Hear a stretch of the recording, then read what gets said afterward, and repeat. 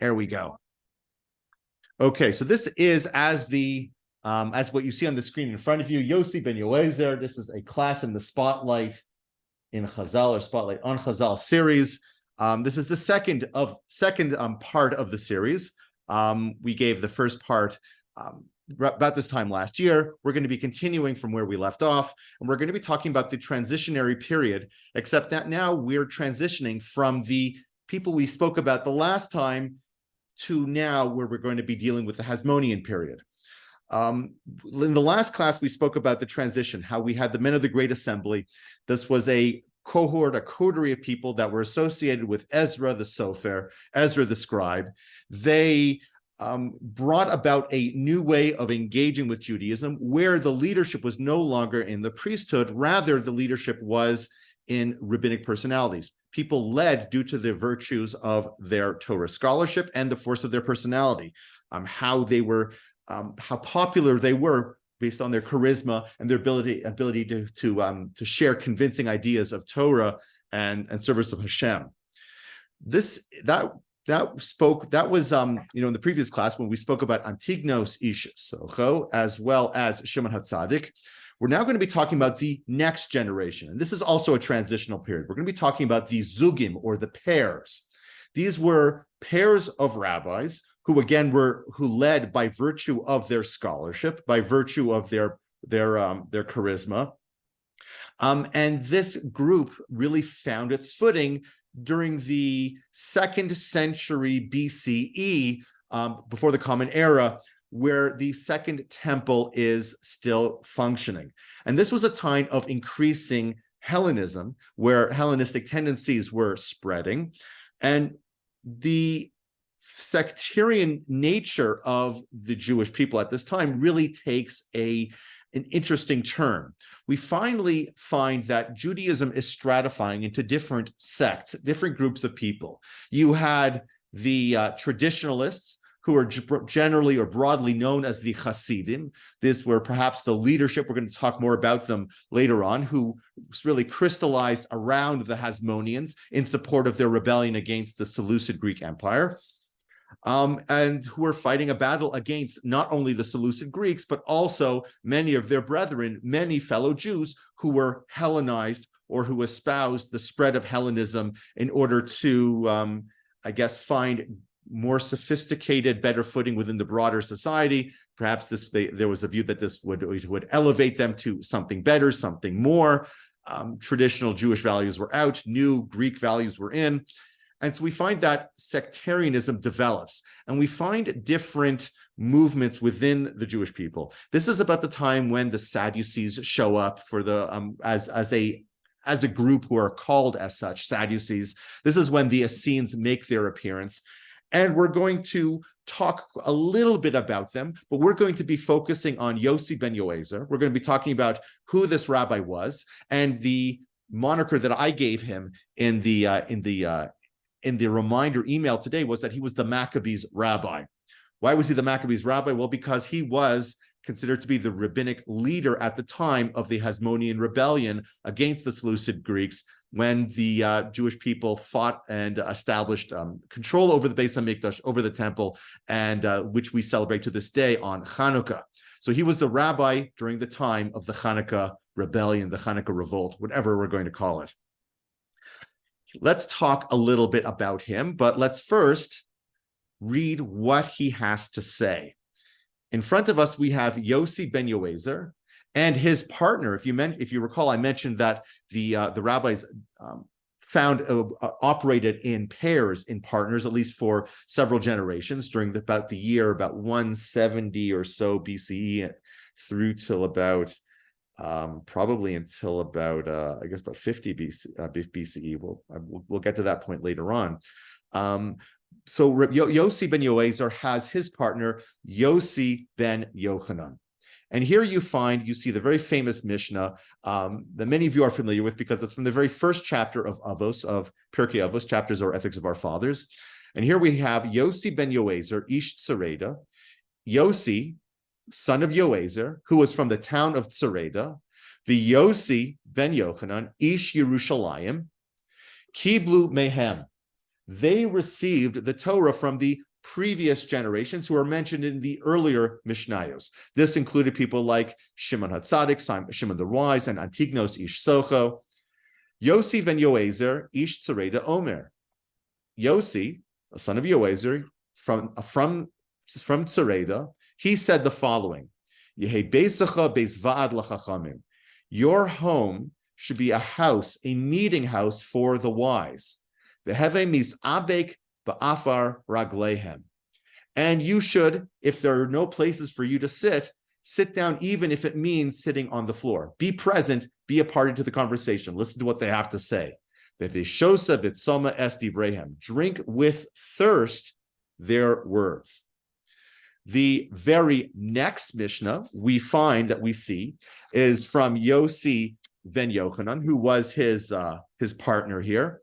He used to say something comparable also about the home. He said, your home should be open wide, and the poor, the destitute, should become members of your household. What exactly were they speaking to? What were they responding to? Let's talk about this. So let's deal a little bit more, and we went a little bit too far. Where are we missing on my map there? Okay, here we go. All right. So this is the Zugin. This is the period of time that takes place over the course of the 2nd century BCE, at the very beginning of the Hasmonean period.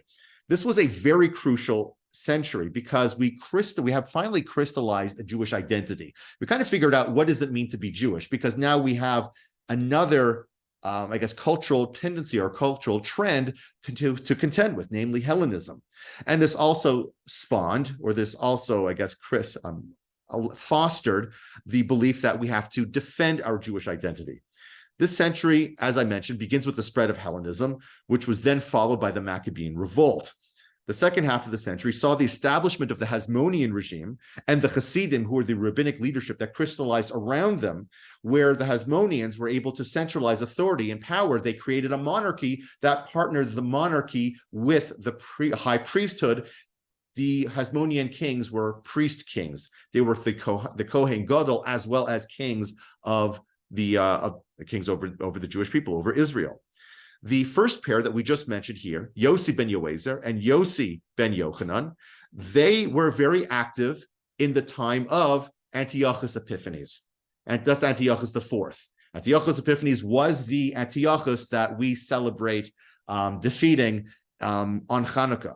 So these were, again, the rabbis who were operating at the time that the Hasmoneans were rebelling and establishing Jewish domain and Jewish governorship over the land of Israel. They were fighting against a spreading Hellenistic tendency that was within the Jewish people as well, but it also began under Antiochus Epiphanes to become something that was mandated, something that the state was imposing on the citizens of their domain. The first book of Maccabees actually records a letter that was purported to have been written by Antiochus Epiphanes to his subjects, exhorting them to adopt Hellenistic practices, worship Greek gods, speak Greek. He wanted to establish a single Seleucid global village, an entire country with one people, one language, and one religion.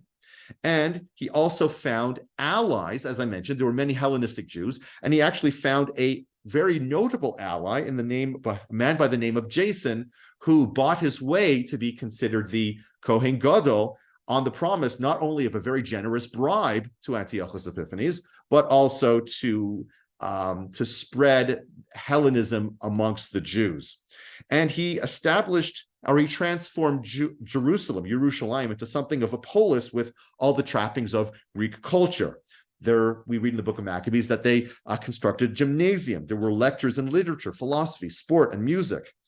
And we also can see just how successful this effort was, at least with regards to the aristocratic priestly class, or caste rather, from the following quote from the second book of Maccabees.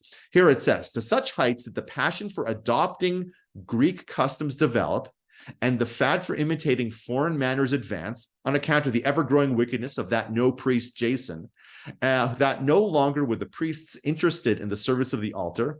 They really despised the temple, they neglected sacrifices, and they would run out to participate in unlawful exercises such as the boxing matches as soon as they heard the bell ring. So you can just imagine somebody about to apply the blood on the side of the altar, and all of a sudden you hear the ding ding of the next round, and all the Kohanim vacating the Beis HaMikdash to go watch the match. Now, similarly, the first book of Maccabees relates that the gymnasium curriculum required men also to stretch out their manhood so that they would not be distinguishable as Jews to disguise the fact that they were circumcised. And in fact, you do find that the Gemara does references as well and actually casts aspersions on all individuals who do this. It was a compulsory, there was a compulsory educational law that was introduced to the citizens of the city of Yerushalayim. And in fact, one could not be a citizen of Yerushalayim, at least according to the book of Maccabees, unless you sent your children to be educated in good Hellenistic schools. And there's somebody coming in. Hold on a second. All right. So we find that the God of monotheism is now being joined by some tantalizing partners in the personalities of Hermes, Hercules, and the Muses. In 171 BCE, so about a year or two earlier, Jason, I think his name was Yochanan actually, but Jason was dismissed by King Antiochus, and instead he appointed the treasurer of the Beis HaMikdash, a guy by the name of Menelaus, in his stead. And the book of Maccabees even relates to us the price that Menelaus paid in order to be installed as the high priest. It was only 300 coins more than what Jason had offered. But he also was an individual who was willing to spread Hellenism to the Jews of Yerushalayim and beyond. Now, this was interesting because Menelaus was actually not from the traditional family. So there are different families, there are different watches, as we call them, but there are different families of Kohanim. Some Kohanim were from the family of Tzadok. They were considered to be the premier family, and the temple leadership was really dominated by individuals from the family of Tzadok. The temple treasurer, however, was from the house of Bilgah. Now, both of these families were Hellenistic. They advanced Hellenism, but the family of Bilgah actually took it to a new level. And in fact, we actually have a description of something done, or a member of the family of Bilgah. This actually comes to us from the Gemara. This is from the Talmud. This is from the Masechah Sukkah, as you can see here on the bottom. And this teaches us, it's from a brisa. So the brisios were collections of uncodified teachings from the rabbis of the Mishnah, from the times of the Mishnah, but were not necessarily codified into the Mishnah themselves. So these are part of the rabbinic tradition, and it's recorded for us in the Gemara, again in Masechah Sukkah. This comes to us from the Talmud. And this is where we actually read the following. There was once an incident with a woman whose name was Miriam, who was Bas Bilgah, who was from the Bilgah family. She apostatized,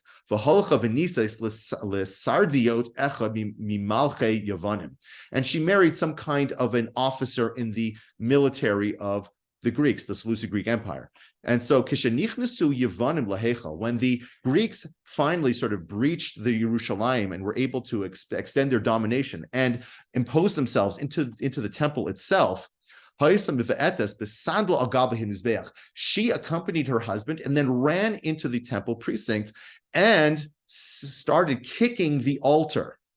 And she said, Lucas, Lucas, you wolf, oh, you wolf. Basically, you're consuming all the sacrifices on behalf of a God that does not respond to those prayers. God, the God of Israel, is a false God. How long are you going to consume the money of Israel? How long are you going to stay or remain silent while the Jewish people suffers? Essentially, was saying she was sort of mocking Judaism. She was mocking the God of the Jewish people, essentially saying that the Jewish people are sacrificing animals to nothing, to I guess vanity and hevel varik. So we do see that there was a particular Hellenistic trend, or at least an element of apostasy that perhaps was pervasive within the family of Bilgah, because the family of Bilgah actually suffered some decrees that limited their abilities within the Beis HaMikdash. But that's beyond our conversation right now. But anyways, so we now have this new high priest, Menelaus. And this again is taking place in about the year 171 BCE. Menelaus is the new high priest. He's promised Antiochus Epiphanes that he is going to contribute greatly to the king's coffers, but he realizes that he doesn't have enough money. So he starts raiding the temple treasury. And not only does he raid the temple treasury, he actually goes and raids the sanctuary itself. He removes over here on the very left-hand side, you have the show table, you have the menorah, and you have the golden altar. These were removed from the temple to be melted down and given to Antiochus Epiphanes as a lump sum of gold in order for Menelaus to maintain his position. There was also some discussion about perhaps he had actually been taken as a hostage by the king, and it was necessary for him to pay the emperor, pay the king, in order to achieve his freedom. Now, this was unpalatable to just about everyone, with some exceptions, obviously. Most Jews were the silent majority somewhere in the middle. You have the people all the way on the right, people on the one extreme that were devoted to Jewish identity and preserving traditional Jewish values. You have these Hellenizers all the way on the left that wanted to spread the gospel of Hermes and Zeus to the people. And you have most people in between. But there was something about going into the temple treasury and going into the Heichal itself, the Holy of Holies, and removing these sacred items to pay a king to further a Hellenistic enterprise that was just not palatable. And this is where you really find the seeds of rebellion being planted, which will come out, which will sort of blossom in about 3 or 4 years' time, as we'll see. But the Beis HaMikdash was desecrated, and the nation and the religion of the people was humiliated. And if these measures weren't enough, it was about this time that Antiochus enacted a series of edicts prescribing any kind of religious practice other than the worship of Greek gods. The edicts reached their peak in the year 167 BCE, when on the 25th of Kislev, an idol was erected in the Beis HaMikdash, and daily sacrifices were offered to it. And we actually perhaps do have a reference to this event. Many people look at the book of Daniel and read into what he says here in the 11th chapter as describing events as they took place in the Beis HaMikdash at the time when the idol was established in the Beis HaMikdash, in the precincts of the base of the temple. This is what he writes. This is again from the book of Daniel. Forces will be leveled by him. They will desecrate the temple, talking possibly about Antiochus Epiphanes. They will abolish regular offering and set up the appalling abomination, bringing an idol into the Beis HaMikdash. He will flatter with smooth words those who act wickedly towards the covenant. So the flatterer here, who's trying to get others to act wickedly, is probably Menelaus, the high priest at the time. But the people devoted to their God will stand firm. The knowledgeable among the people will make the many understand. And for a while they will fall by the sword and flame and suffer captivity and spoliation. And again, the person over here that we're describing as the wicked one who uses smooth words to convince and seduce people to act wickedly is probably a reference to Menelaus, who had completely sold out to Seleucid policies. And this really began the enforced Hellenism that spread throughout the land of Israel. And as most movements of its kind, it started in the urban areas. As we see over here, it takes place primarily in Yerushalayim. And eventually, as we'll see, it spreads out into the hinterland as well. And it's about at this point that Yose ben Yoezer first makes his appearance, steps into the fray, and takes a leadership position. So let's talk about, now that we have the historical context under our belts, let's talk about Yose ben Yoezer, who is referred to in the Mishnah, a Mishnah in Maseches Chagiga, as a chosid amongst the priests. So, as I mentioned, there is a pair here. We have two individuals. We have Yose ben Yoezer and Yose ben Yochanan. The problem is we do not have a lot of information about Yose ben Yochanan, other than the fact that he was Yose ben Yoezer's partner. But we do know quite a bit about Yose ben Yoezer. One of the things we know about him, first off, is that he's described as coming from a town called Sereda. Now, Sereda is located right over here, right by the modern-day Beit Aryeh. Beit Aryeh, as you can see, is quite a distance from Yerushalayim. It is in the hinterlands. It is far away from the centers of the Hellenistic enterprise. This is a place where people are Jews. They are sort of the salt of the earth Jews, perhaps simple Jews, but they are far removed from Hellenistic activity. And it's regions like this where the Maccabean revolt began, a little bit further to the south, right over here by Modi'in, as you can see over here near the modern-day Ramallah. But we'll come to that soon. So the Mishnah, as I mentioned before, refers to Yose ben Yoezer as a chassid amongst the priests. This description points to a clear connection with the spiritual leadership that sought to preserve a distinct Jewish identity that separated itself by meticulous observance of Jewish laws. The Mishnah, for example, in Maseches Idios, recounts 3 instances in which Yose ben Yoezer gave lenient rulings on matters of ritual purity.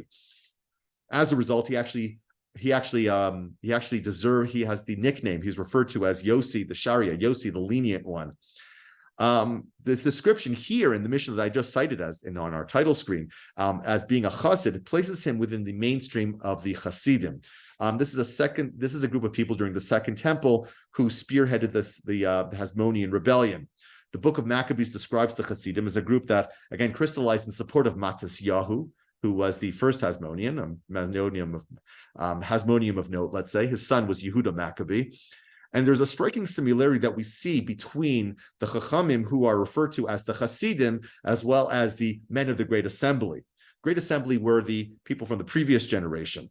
So the Hasidim were part of the rebellion and perhaps a transitional leader, someone who was a student of the previous generation who took on rabbinic leadership at this time. Yose ben Yoezer became something of a link in a chain that connects the next generation with the previous generation, again, a transitional figure of Jewish leadership, of rabbinic leadership. So the first pair of sages that we have spoken about, Yose ben Yoezer and Yose ben Yochanan, they were regarded as the spiritual leaders of the nascent rebellion. And they themselves advocated a strict, uncompromising policy of absolute separation between Jews and non-Jews. And the sources, meaning the Mishnah, as well as other Midrashim and other places of the Gemara, Braisios as well, we have a plethora of rabbinic literature that describe the edicts and enactments of Yose ben Yoezer. But some of the most significant ones we find right over here, and this is in Maseches Shabbos. This is in the Talmud. Yose ben Yoezer, ish Tzareda, v'Yose ben Yochanan, ish Yerushalayim, gozeru tuma al eretz ha'amim v'al klei zuchuches. The Yose ben Yoezer and Yose ben Yochanan, they decreed impurity on the land of the nations. That means to say that the lands outside of Israel would henceforth be considered impure. That means that if someone was careful about, coming in contact with truma, sacred tithings that were given to Kohanim, and many people took those rights on for themselves, even if they were not Kohanim, that they would only act, they would make sure that they preserved a certain level of spiritual purity. They would be less likely to leave the land of Israel because they would be considered immediately impure the moment they left, even though there is no absolute law that says that outside of Israel the land is impure. Furthermore, they decreed that glass be listed amongst the things that are susceptible to impurity, even though glass normally is not something that is susceptible to impurity. So what's going on over here? Let's take a look. We have over here a quote from Louis Ginsburg, who's a historian. He says some interesting lights on these decrees. He says that the decree on the impurity of the lands of the nations, as you can see over here, the non-Jewish lands, was passed at a time when Jews were beginning to leave the land, meaning Eretz Yisrael, and going abroad in the wake of edicts and the destruction wreaked by the evil Antiochus. So the reason why people were leaving was because life in Israel was bad. Jews were being persecuted to a degree. So people were leaving. In order to ensure that people not leave, they declared that anyone who left Israel would have to deal with being considered impure, which for people who were obsessed with ritual purity, that was a difficult proposition. The second edict of the first pair is extremely interesting. And if the first one was a political ruse, the second one was an economic one. The leading artisans in glassware were Canaanites or non-Jews living in Tyre and Sidon. That's where all the glassware in Israel came from. Now, importing these vessels triggered tremendous competition between local products and those produced abroad. Many preferred to use vessels that did not receive impurity rather than the clay and metal vessels produced in Israel, which required particular caution because of impurities. The edict of the impurity of glassware had the effect of reducing that competition. So we see that Yossi ben Yoezer and Yossi ben Yochanan were, in effect, acting to make sure that Jews remain in Israel so that they not assimilate, that they maintain their unique Jewish way of life and their unique Jewish character. They not assimilate in other countries. And they also placed restrictions or requirements, rules and regulations that ensure that perhaps it would be easier to make a living in Israel, as now the playground has the ground has been leveled, in that there can now be competition between things that were produced. Earthenware that was locally produced would now be able to compete with the stuff that was coming from Chutz La'aretz. So again, this was an attempt to ensure that people could make a living if they had to remain in Israel. In the Mishnahs that we started off with, we see that Yossi ben Yoezer and Yossi ben Yochanan represented a challenge to the leadership of that generation, as well as to the Hellenism or the Hellenistic edicts of the period. In the Mishnah that we started off with, Yossi ben Yoezer directs his energies inward towards your home, making your home a place of study. He says, let your house be a gathering place for the sages. One's environment should be suffused with Torah, and one's home should be receptive to the teachings of the sages. It should be the kind of home that rabbis would want to come and give a class, in your kitchen or in your dining room. If you have a home that's full of naked Greek statues, or if you have a home that if you have bookshelves that are full of Homer's The Iliad, and you have storybooks about Hercules in your kids' rooms, and you have a gymnasium in your basement where you work out, chances are likely that's not exactly the kind of home that a rabbi would want to perhaps give a class. So the idea of making one's house a place where Torah study would be prevalent, or where Chachamim would come and give classes where they would meet, that was somewhat novel. The home determines the affiliation. And this was Yossi ben Yoezer's way of confronting Hellenism. He said, sit on the dust of their feet and drink their words with thirst. Elevate the standing of Torah and the sages in the eyes of the people. That's what he was working to do. Yet alongside him, we also have Yossi ben Yochanan of Yerushalayim, who stresses the imperative of tearing down the walls of the house. If a house becomes a fortress, even if it's a Torah fortress, its ability to influence others is minimized. We remain small and elitist. In Yossi ben Yochanan's eyes, the time for raising barricades was over, and so therefore he said, open your homes wide. A time of crisis requires an emphasis on the virtues of kindness and charity. Keep your home open and be concerned for the poor. There is one interpretation to his language. Let the poor be the members of your household. The wording in Hebrew implies that not should they be found in your home, but rather you should even hire them for duties in your house. If your home is now going to be open wide for the poor, in order so that they could take advantage in times of trouble of the charity that you're providing. You're providing a meal. You're going to need help in order to distribute and dole out all this food. You're going to need some extra hands in the soup kitchen. So as such, he was saying, hire the poor so that they're able to further aid you in spreading kindness and charity even further.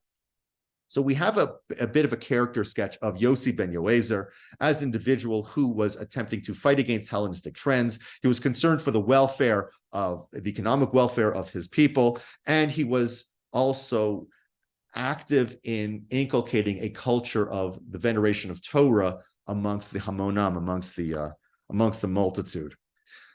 Let's talk now about Yossi ben Yoezer's family, because Yossi ben Yoezer's family was challenged just like many of our own.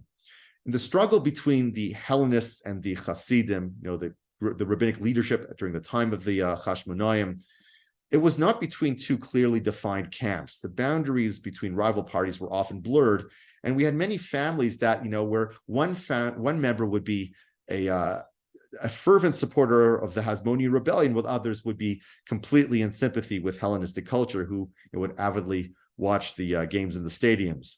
So drawing lines was a very difficult task. And even those who attempted to create a fortress of Torah in their own home sometimes found that the battle lines were still drawn across their own families. And this was actually the case with Yose ben Yoezer. He had one member of his family who deserted him in favor of Hellenistic culture. And the Brisa in Baba Basra gives us some kind of an inkling as to what was going on, as we're going to see. This over here is a Mishnah. This is a Mishnah. This is a Mishnah, rather it's a Brisa. It says, if an individual decides to disinherit their children, they write that all of their property is going to be given to somebody else as a gift, or designated or donated to the Beis HaMikdash or for some other charity. What is done is done. It means it has legal effect. However, this is not viewed favorably by the sages. The sages are displeased with him. However, Rabbi Shimon ben Gamliel adds something here. He says, "Im lo hayu banav nohagin kashura zachur latov." If he's disinheriting his children because his children had gone wrong, then the Chachamim do speak positively of such an act. What's going on over here? The Gemara explains, and here you have the text in front of you. Yose ben Yoezer had a son who was not acting properly. This means that he was a Hellenist. Yose ben Yoezer had in his attic, he had a briefcase full of money.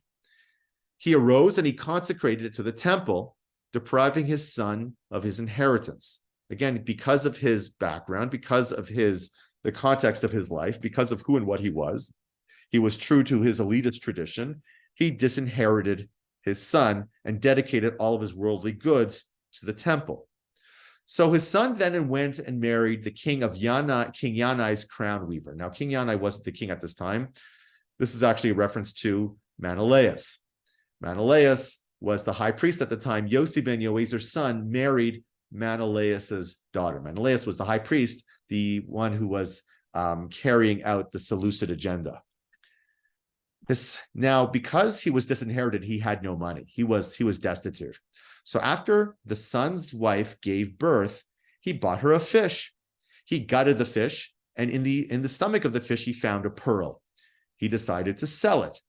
But his wife, who was familiar with the ways of the cultural elite, with the king's court, as well as with the structure and organization of the Beis HaMikdash, she said to him, "Don't bring it to the treasury of the king, sell it.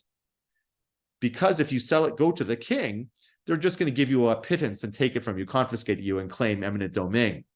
Rather, go to the temple treasury. Don't appraise it yourself, let them appraise it." So that's what he did. And the temple, which was so short on cash because all of its money had been looted to be given to Antiochus Epiphanes, they valued the pearl at being 13 suitcases full of coins, but they said, "We don't have the money. We only have 6. We don't have 6. We don't have the money to pay for it." To which the son, again, this is Yose ben Yoezer's son, who is so destitute and is so strapped for cash, essentially says, "I don't care. Just give me the 7 and keep the 6. Consider that my donation to the temple." And it was at that point where the treasurers wrote in their ledger that Yose ben Yoezer gave 1 suitcase while his son gave 6, because in the end, his son ended up giving more. But this is rather heartbreaking. You see here a son who has married into a Hellenistic family, and is as a consequence, he is disinherited by his father, and he's forced to, I guess, make do with a significant discount on his wares for sale. So this reaches ahead. We're talking here again in the year between the year 171 or so BCE until about 167 BCE. In 166 BCE, the officials of Antiochus Epiphanes started expanding their area of activity from Yerushalayim to the hinterlands as well. They're now reaching places like Tsereda. They're now reaching places like Modi'in, where an official from the king goes to Modi'in, goes to the local priest, which is our hero, Matzisyahu, the local Kohen, the local priest, and demands that he honor Zeus with a sacrifice. And here you have from the first book of Maccabees. You are a leader, a prominent man, a great man in this town, and with the support of sons and brothers. Come first and carry out the command of the king, as all the men of Judah and all those in Yerushalayim and Jerusalem have done. If you do so, your sons will be counted among the friends of the king and will be honored with silver, gold, and many gifts. So the echoes of the process of Hellenization and the abandonment was found within Yerushalayim is very clearly discernible. He's saying, do here what we did in Yerushalayim. And it was a consequence of what was going on in Yerushalayim, probably that Matisyahu found himself in a place like Modi'in. They ran away, people who were devoted to traditional Jewish values ran away to the hinterlands, to the small villages, so that they could continue living their life as they saw fit. When now this was under threat, Matisyahu responded. He gave the cry that we're all familiar with, forever, whoever is for the Lord, let him come to me. And that began the Maccabean revolt. And this is taking place here in about the year 166 BCE, 167 BCE. And this was the first major stage of the Hasmonean rebellion, which continued until the purification of the Beis HaMikdash, of the temple, in the year 164 BCE, and then concluded with the consolidation of Hasmonean control over the rest of Judea. And again, the battle was led by Matisyahu's son, Yehuda, who spearheaded the rebellion. He managed to turn it into a full-scale war, mostly fought as a guerrilla force. He took advantage of his knowledge of the terrain and his familiarity with how the Greeks were deployed. And eventually, the Greeks were left with no choice, and with political challenges abroad, they were forced to compromise. Who were the challenges abroad? It was actually the Romans. The Romans interjected themselves into what was going on over here in support of the Jewish rebels. And so in order not to risk a full-out war with the rising superpower on the scene, we find here that there is a letter written not by Antiochus Epiphanes, but by his son. Antiochus Epiphanes, I think, was either assassinated, and his son takes over. And this is taking place here in about the year 164 or so. And here you have a quote of the letter written by Antiochus V, the son of Antiochus Epiphanes, the son of the villain of the Hanukkah story. Since we have heard that the Jews do not agree to accept Hellenistic customs imposed on them by my father, and prefer to maintain their own way of life, and that they have asked to be permitted to follow their own customs, we wish that this nation shall be undisturbed. We have decided that their sanctuary shall be returned to them, and they shall be permitted to abide by the customs of their ancestors. So this goes on for a period of about 4 years or so. This is from the year 164 until the year 160. Antiochus V is himself assassinated, and he's succeeded by his son Demetrius Seleucid. Demetrius ascended to the throne in the year 160 BCE, and he violated the cessation of hostilities, and he reversed the conciliatory policies of the previous few years that had been put into place by his father. And he, much like his grandfather, found a priest who would work alongside him to spread Hellenism back amongst the Jews. And this was a guy by the name of Alchemist, who Chazal remember by the name of Yakum Ish Tsururos. Was that it? Is that it? No, it's Nachum Ish Yakum Ish. All right, it's Tsururos. Okay, Nachum Yakum Ish Tsururos. That is the new high priest. Who was Yakum Ish Tsururos? Who was this individual? This was Yose ben Yoezer's nephew. Again, going back to the idea that even within families, the families could be divided by this split between the Jews who wished for further Hellenization and the Jews who wished to preserve traditional Jewish values.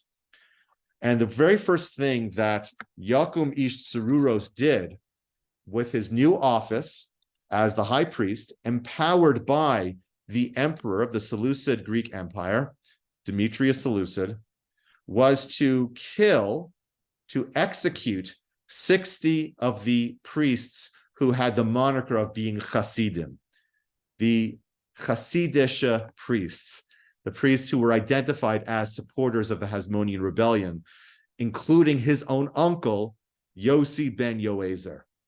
And we even have a very fascinating midrash. Now, for those here who are in person, they can't see the full screen. Those of you at home, I believe you can.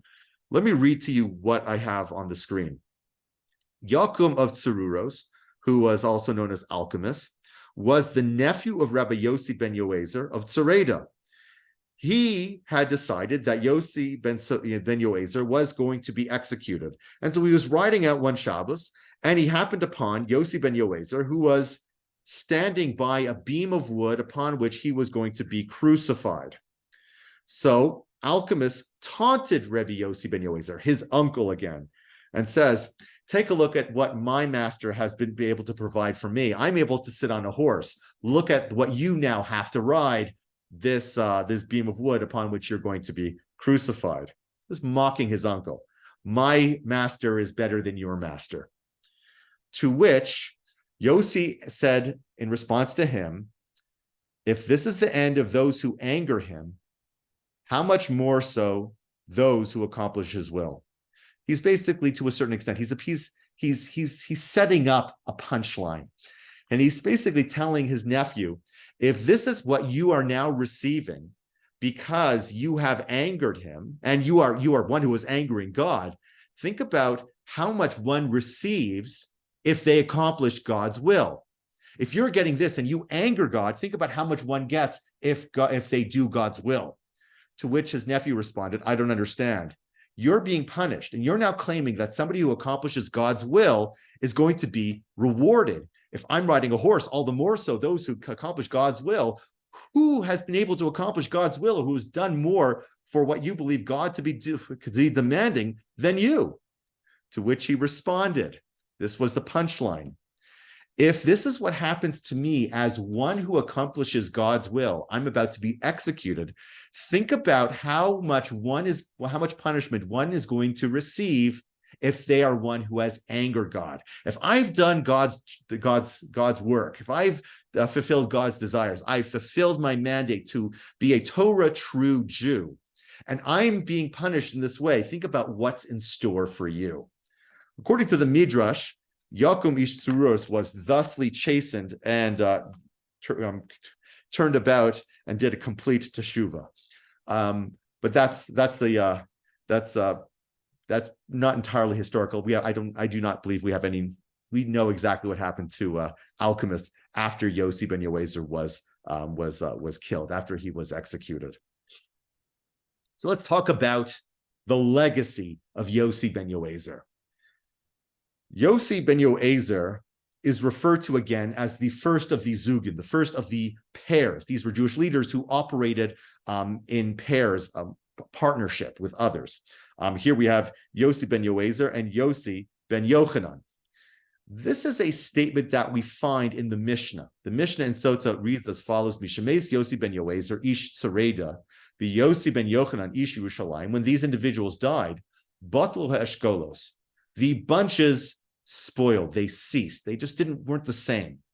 And we quote a pasuk over here from the book of Micha: there's no cluster to eat, nor first ripe fig that my soul desires.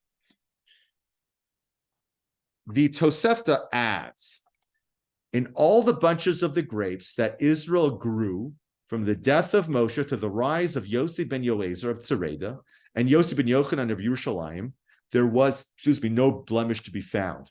But once Yose ben Yoezer of Tsereda and Yose ben Yochanan of Yerushalayim died, blemishes could be found among them. What does this mean? We said that when the bunches, the grapes, Jewish leadership, let's call them, we're referring to them as bunches of grapes. Until the time of Yose ben Yoezer, there were no blemishes, but from that time on, there were blemishes. What does that mean? So the Gemara explains. This is the Talmud Bavli. It's in Mesachos Temura. It says as follows. It says, Rabbi Yehuda says, in the name of Shmuel, all the clusters who stood at the head of the Jewish people from the days of Moshe until Yosef ben Yoezer died would study Torah in the manner of Moshe Rabbeinu, our teacher. From that point forward, they would not study Torah in the manner of Moshe Rabbeinu, Moshe, our teacher. What does this mean? I think this means as follows. Torah from the time of Moshe, at least according to the Gemara, until Yose ben Yoezer, was passed down without argument and debate. It was a process of direct transmission from one person to the next. With the end of the era, with the death of Yossi ben Yoezer, it's at this point that disputes began. And the ancient splendor that linked us to Moshe and Har Sinai was somewhat undermined. Stability and preservation of the Torah was a bit more shaky from this point onwards. There were no arguments, there were no disputes. Things were given over by direct transmission. It's at this point onwards that conflict arose, and you have debates, arguments, and differences of opinions, at least as to how to apply Torah law. And by this, I mean, not only do we find that now you have Beis Hillel and Beis Shammai, you have individuals and groups of people who would be arguing against each other in terms of the application of halacha, but I think also it's at this point, from this point here, that we also first read, or we first encounter the descriptions or a discussion of tzedukim. It's at this point that we find that the origin of the Sadducees and Pharisees are actually flower. Perhaps the seeds were planted earlier, but it's with the death of Yossi ben Yoezer that we first read and first encounter, we first find descriptions of tzedukim. So who were the tzedukim? We're saying now that with Yossi ben Yoezer's demise, real debate, sectarian tendencies within the Jewish people developed. The greatest, the greatest reflection of this would be in the split between Perushim and Tzedukim. So who were the Perushim and who were the Tzedukim? Let's talk about the Tzedukim. They're more interesting anyways. The Perushim, that's us. We're boring. Who are the Tzedukim? Well, the Tzedukim were a well-defined group that functioned within society and placed great store in enhancing the position of the temple in the lives of the Jewish people, and furthered their own positions of leadership and influence. And they inevitably came into conflict with the Perushim all throughout this point onwards, throughout the time of the second temple, the second Beis Hamikdash. So I'm referring to them as Tzedukim. Their English name is Sadducees. Where does the name come from? Well, it comes from the fact that the main priestly family, the premier priestly family, were the Tzedukim, the Tzeduki family. And it's a reference to Tzadok, the descendants of Tzadok, the high priest in the days of David HaMelech. And here you have a woodcutting depiction of Tzadok, or at least someone in high priest garb that comes from the 19th century, but it's a woodcutting. It's pretty. I thought I'd include it also. That's supposed to be Tzadok.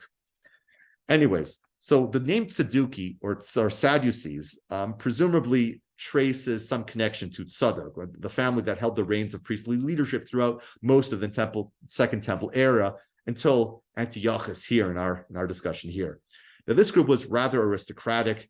They were particularly strict about the laws and rituals of purity and exerted every effort to restore the centrality of the temple to in the national consciousness. So that means that they were working against the innovations of Ezra, the Sofer, and his cohort, his men of the Great Assembly, who were attempting to establish a parallel institution based on the authority of Torah scholarship.